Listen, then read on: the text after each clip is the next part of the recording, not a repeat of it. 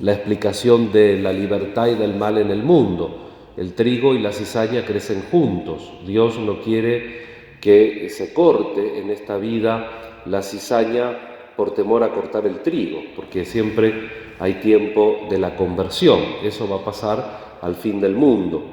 Y cuando en la parábola este hombre que había sembrado buena semilla tiene que explicar por qué luego hay mala semilla, no empieza a decir, no, lo que pasa que la gente es buena, pero a veces no sé qué, sino que va a la tecla, da en la tecla, dice que el demonio sembró la mala semilla. Pero el demonio no nos maneja como títeres, sino que nosotros en algún momento, cuando esa mala semilla se pega a nosotros y nos vuelve en algún aspecto cizaña, porque esa es otra realidad, ¿no es cierto?, que tenemos que hacer el esfuerzo de descubrir, que no hay 100% trigo y 100% cizaña en la moral de las personas. Nadie es perfectamente bueno que aunque sea por error no pueda hacer un mal, y nadie es perfectamente malo que aunque sea por un error pueda hacer un bien. Entonces también eso nos tiene que hacer anchurosos de mente, que a veces la mente está un poco empequeñecida. Decía Monseñor Novak en el año 95, si mal no recuerdo, que con el frío del invierno del tiempo, lamentablemente nosotros vemos que hay un invierno cultural. Él era un saludo que hacía el 20 de julio por el Día del Amigo, y entonces decía que la muerte se iba metiendo en la cultura, y entonces pedía por la vida. Yo lo pegué en algunos WhatsApp por el tema de la vida, ¿no es cierto? Monseñor Novak fue un hombre, además de santo, intelectual, y tiene unas frases muy llamativas que nos ayudan a nosotros también a pensar. No tenemos que vivir en un invierno cultural, y la cultura no solamente es los idiomas, la historia, el arte, sino que también la cultura es la fe que se tiene que inculturar, porque Cristo se encarnó. Y una persona que se encarnó realmente y cuyo nombre quiere decir fuego, por eso la misa propia antiguamente tenía la lectura donde Jesús dice, he venido a traer fuego a la tierra y cuánto desearía que ya esté ardiendo. Ignacio, ignis en latín, fuego.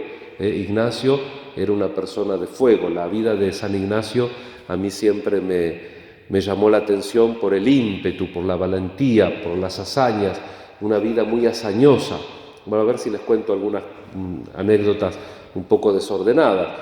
Él nace en Loyola en el año 1491, un año antes del descubrimiento de América, porque nace en octubre, y se dedica a servir a la nobleza, es caballero, sirve al duque de Nájera y va también a guerrear en las batallas del duque, y en Pamplona, en el sitio de Pamplona, un pedazo de bala de cañón le trilla la pierna y él entonces cae enfermo, no enfermo, con la pierna rota, se la arreglan, y cuando ya le están por dar el alta, él percibe que casi en la rodilla tenía un sobrehueso y entonces no se iba a poder poner las botas de militar, porque él era muy coqueto con las mujeres y quería siempre conquistar. Parece que estaba enamorado de la reina, porque dice que no era ni condesa ni duquesa, sino mucho más que eso. Y entonces él dice, ¿cómo? Ahora no voy a poder poner la bota. Exigió a los médicos que le arreglen eso, y los médicos le dijeron, pero hay que volver a abrir. Nosotros pensemos que no había anestesia, pensemos que no había antibióticos. Y entonces le abrieron de nuevo, le rompieron el sobrehueso, le estiraron la pierna con una polea, se lo acomodaron, le cosieron ahí como pudieron, y mordía una madera y se entendía que cada tanto decía, ¡ay Jesús!, para que vean el temperamento de este hombre. Pero, como ustedes se darán cuenta, la cosa no quedó bien, sino que quedó rengo, y él era petizo, calvo y rengo, y entonces después decía que era el martirio de la vanidad, el martirio de la vanidad, porque él se lo buscó, digamos, para ponerse las botas del fiesta de los militares, se buscó esa cosa, un tipo hazañoso. Pero bueno, en ese martirio, en ese calvario que fue su ponerse nuevamente en estado de salud, cuando no tenían novelas, las novelas de caballería, que él le hacía pensar todas las cosas, las hazañas que podría hacer por la mujer que amaba, le trajeron el libro del Cartujano y la Flos Santorum, que era la colección de los santos. Yo vi una versión de chico en la biblioteca del párroco que me mandó al seminario, tenía un tomo del Flos Santorum, que son reseñas más bien abreviadas de todos los santos. Y él, cuando empezó a leer eso, empezó a sentir algo que él después en los ejercicios espirituales contó como el discernimiento de espíritu. Dice que cuando leía las novelas se ponía todo bien, le gustaba, tenía sentimientos positivos, pero después tenía amargura. En cambio, cuando leía la vida de los santos, al contrario, cuando leían todas las cosas que los santos hacían, eso le provocaba dificultad. Negarse a todo lo que a él le gustaba, las mujeres, las fiestas, el mundo, podríamos decir. Pero sin embargo, después sentía paz interior. Eso después él lo trabaja y se llama en la teología y de los ejercicios espirituales el discernimiento de espíritu. Y entonces ahí se convierte. A los 30 años él decide servir a alguien que no muera, no a un duque, sino a Cristo. Y por eso hace la compañía de Jesús, para servir a Jesús y para predicar el Evangelio. Y entonces decide que como tiene que predicar, tiene que estudiar, y se va a estudiar a Salamanca. Era grande, ya tenía 30 años, si bien era noble porque era caballero, no tenía facilidad para el estudio. Aparte fue a estudiar latín y lo ponían con el ABC, que era el maestro Arévalo, que tenía alumnitos de 10 a 12 años. Y entonces él se sentaba a lo último de la clase, y siempre fue el último porque no aprendió nada.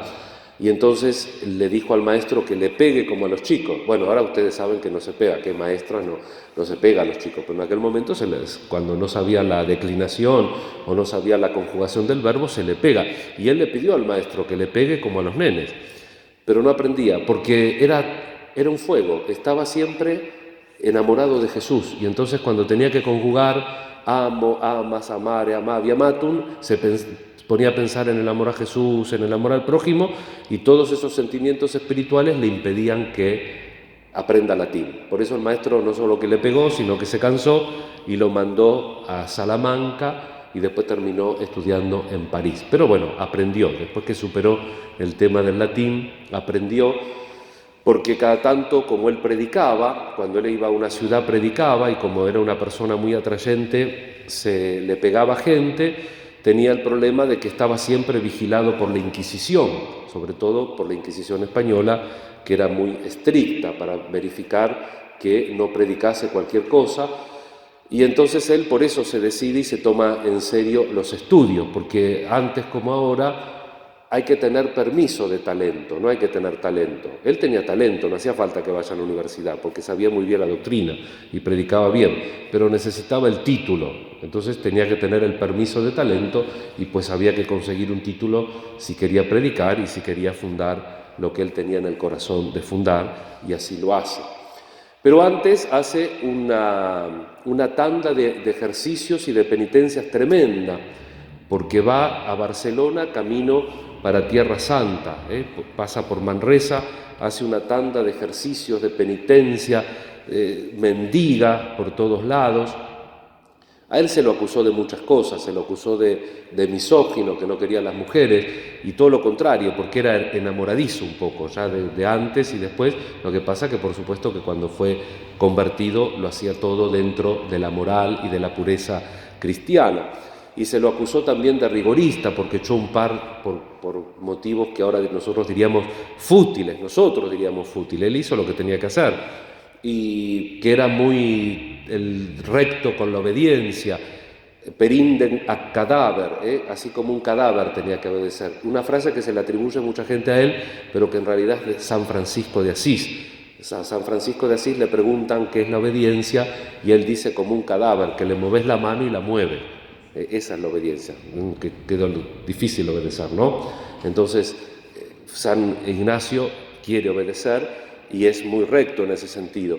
Y se le acusa un poco entonces de ser muy duro en el trato, pero sin embargo todos los que lo conocían lo llamaban padre, porque era un enamorado de Jesús y contagiaba eso, por eso siempre lo seguía la gente. Y este hombre que era tan rudo, tan vanidoso, cuando va para hacer su caminito a Tierra Santa, pasa por Barcelona y siempre alguna señora lo ayudaba. En Manresa, en Barcelona, cuando fue a rezar a una iglesia, una señora Rousseil, una dama con mucho dinero, sintió cuando iba a salir de la iglesia el mendigo de la puerta, sintió que alguien le dijo al oído el mendigo de la puerta, y cuando sale lo ve a Ignacio, que estaba mendigando porque estaba haciendo su camino a Jerusalén, y lo que le sorprende es que era un mendigo con lenguaje de caballero, porque él había estado siempre con la nobleza. Entonces a partir de ahí lo ayuda, va a Tierra Santa, y en Tierra Santa el comisario de los franciscanos, que era como una especie de arzobispo, le dice que haga las devociones rápido y se vaya porque los turcos, el turco decían los musulmanes, están bravos, que medio como que desplumaban a los peregrinos. Y entonces él va, hace todas las devociones, y cuando visita el Monte Oliveto, que es donde Jesús subió al cielo,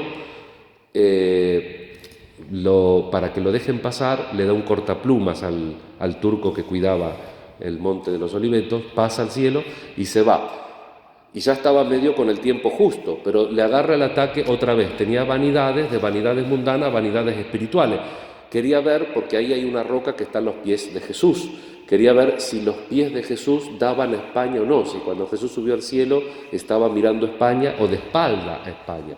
Entonces volvió, sobornó otra vez al que cuidaba eso con unas tijeras, y contento porque los pies de Jesús evidentemente dan a España, estaba mirando España cuando Jesús, entonces arrebatado de eso, cuando sale del monte, lo encuentra el criado del franciscano y lo lleva a puntapié, empujones, a patada, lo lleva hasta el arzobispo, que no era un arzobispo, sino que era el comisario de los franciscanos, lo lleva así, y ese Íñigo, que cuando era joven, porque unos 4 o 5 hombres no le habían cedido la derecha en la vereda, sacó la espada, hirió a uno y se dejaba patear. Entonces cuando él contaba esa anécdota, le preguntaban: ¿y por qué te dejaste tratar así? Dice: porque lo veía Jesús.